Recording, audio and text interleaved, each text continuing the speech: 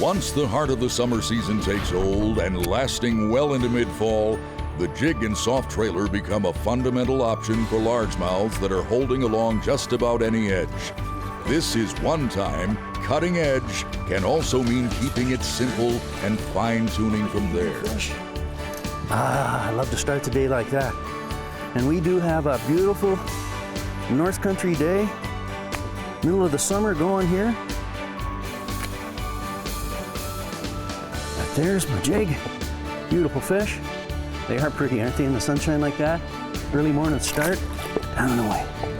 Awesome, awesome. I love to catch largemouth bass on jigs. And of course, the rubber-legged jig is one of the most classic bass lures of all time. It is great around cover. You can catch fish with it 4 seasons. You gotta add a trailer to this, one of those soft trailers, to make this thing come alive in the water. And there are so many soft baits out there today that it gets puzzling for anglers, and what I always tell them to do is consolidate into different categories. And the 2 fundamental categories, I've lost one of my legs here, but you've got the thumpers like this, this is actually happens to be a power bait chigger craw, Berkeley power bait chigger craw. And then I also like to fish a bait with a little tiny flappers, and those are just little light flickers going through the water. So not only is it a visual thing that you're trying to present to the fish first of all, but then when they get in close, it has to feel good to them. So that's why the experiment is always visual in combination with the vibration. So when you're fishing these weed edges or the weed flats with the jig, you're going to count it down to a given depth or let it sink all the way to the bottom, and your line is going to go slack.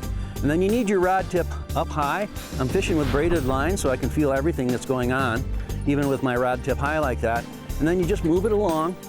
The lighter the jig, the slower you move it. The heavier the jig, the more quickly you have to move it along. Then when you contact weeds, it's either pump your rod tip a little bit to pump through those weeds. Sometimes you just pull on the weed a little bit until it gets straightened out just a little, and then give it a tap like that to make it pull through there. So you're trying to get through those weeds and give off a nice visual picture and a nice vibration track at the same time. There we go. There we go. Let's see what we got here. Boy, they're nice average fish. That's for sure. Beautiful, beautiful. I love to catch bass on a jig. That thump is so distinctive. Awesome fish. Always pretty in the sunshine. So here's the 2 lineups that I'm fishing today, and I'm suggesting are the 2 basic fundamental categories for soft bait trailers. So this is the chigger craw lineup. You've got a 3-incher, a 4-incher, and then the giant one, or the jumbo, or the 5-incher. And then in the Pit Boss lineup, you've got what's called a chunk. You've got the classic one, the 4-incher that I'm fishing right now, and then you've got the Papa Pit Boss, which is 5 inches long. Now when it comes to fishing these, this is the way that I look at it. When you're fishing the chigger craws, I fish this little guy all throughout the winter, all across the south. This is the one that most people are going to be using, the 4-incher. That's the one that I've got on the jig right now, and this is the one you go to when you really want the big thumps. And that's too big for most people, I suppose, but this really gets the big bite. Now when it comes to deciding which one you're going to use, this is the way I look at it. So you got your combination, once again, of a little bit more distinctive thumper and the little light thumpers, and you don't really know which is going to be better. So it's all part of the experiment, and that's why I've got, typically I'll have light jig head here, like a 3/8 ounce jig head, and I'll couple that with the lighter feelers to begin with. And then I've got something like a 3/4 ounce jig head, and I'll couple that with the chigger craw, and that's the experiment. And sometimes one category or the other will be a lot hotter than the other one. So you're just keeping it simple, 2 bait categories, various jig head sizes. You're casting, you're making retrieves, and you're doing the experiment.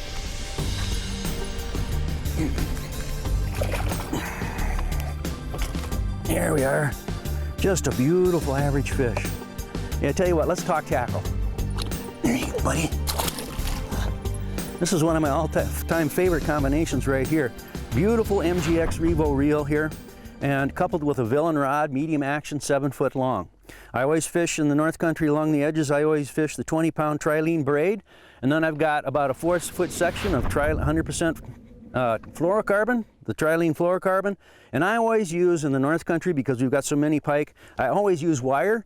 And so it's a 20-pound tieable wire, and people say, well, why do you use the wire? Can't the bass see it? And my answer is, after years and years of fishing it, they don't care. It doesn't make any difference. They don't scrutinize the wire that closely. Oh, they're nice fish. Come on up with them in here. Nice fish, huh? Wow. Beautiful average fish today. and a ton of fish. No giants, but just beautiful, incredible fish. And with the jig, once again, it doesn't have to be complicated choosing a trailer. If you stick to the 2 fundamental trailers that we talked about today, you're going to catch a lot of fish no matter where you fish in the country. Admittedly, it's just, not 2 categories. We've talked about as many as 4 in some situations, but the 2 basic ones will do it good for you no matter where you're fishing. So keep it simple sometimes. Catch a ton of fish and have a good time.